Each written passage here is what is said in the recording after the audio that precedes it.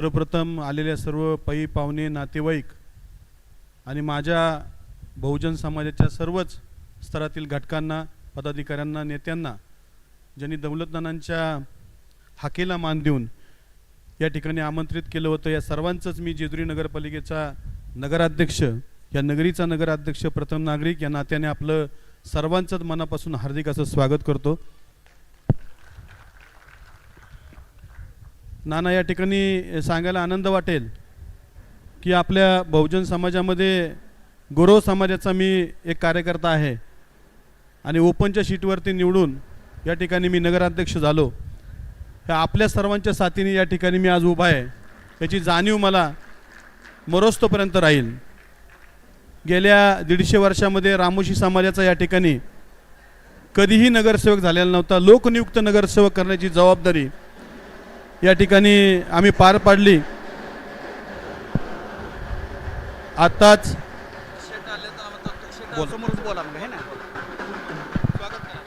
आदरणीय आपल्या बहुजनांचा नेता, आपला लोकनेता, महाराष्ट्रातील 18 बगड जातीचा शोषित वंचित घटकाचा आवाज, अरे जिथं कोणी नाही तिथं गोपीचंद आहे, ते सन्मान्य लोकप्रिय आमदार गोपीचंदजी पडळकर साहेबांचं आगमन झालं।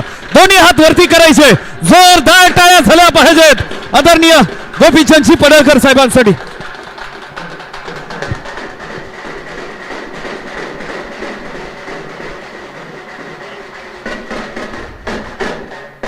बसा,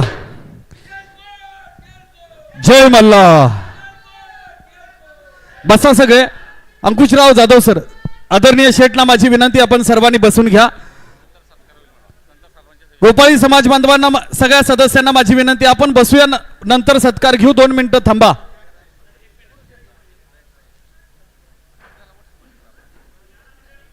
ऐका ना सर, आपला कार्यक्रम चालू राहू द्या, सत्कार आपण नंतर घेऊ।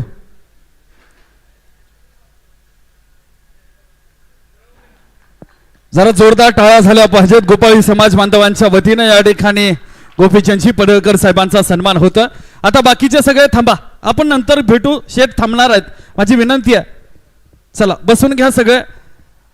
मी विनंती करतो, आदरणीय नगराध्यक्ष साहेबांचं मनोगत होईल, त्यानंतर आपण पुढे जाऊया। बोला।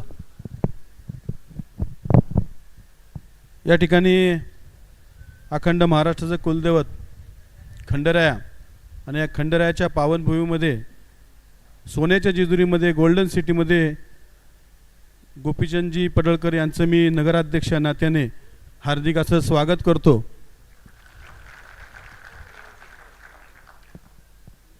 मी मगाशी सांगत होतो की मागच्या झालेल्या आत्ताच्या निवडणुकीमध्ये कशा प्रकारे माझ्यासारख्या गोरव समाजाच्या कार्यकर्त्याला नगराध्यक्ष होण्याची संधी आपल्यामुळे मिळाली।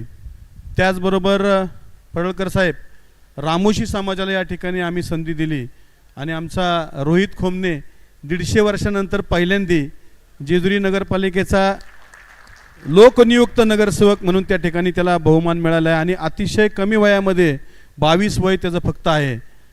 आणि ही जबाबदारी निव्वळ आपण सर्वांची जी एकी आहे, दौलतनानांची, पडळकर साहेबांची, जी बहुजन हक्क परिषदेसाठीची आपली जी पळापळी आहे, आपला जो आवाज आहे महाराष्ट्रापर्यंत, विधान भवनापर्यंत पोहोचवण्याची जबाबदारी ही मंडळी पार पाडतायत। निश्चितपणे येणाऱ्या काळामध्ये आपण सर्वजण त्यांच्या पाठीमागं खंबीरपणे उभं राहू। जेजुरीचा नगराध्यक्ष या नात्याने, तुमचा एक भाऊ या नात्याने, पडळकर साहेब समाजाला या ठिकाणी एक विश्वास देतो की समाजाच्याकडून जी काही जबाबदारी माझ्यावरती भविष्य काळामध्ये पडेल ती निश्चितपणे तुमचा भाऊ म्हणून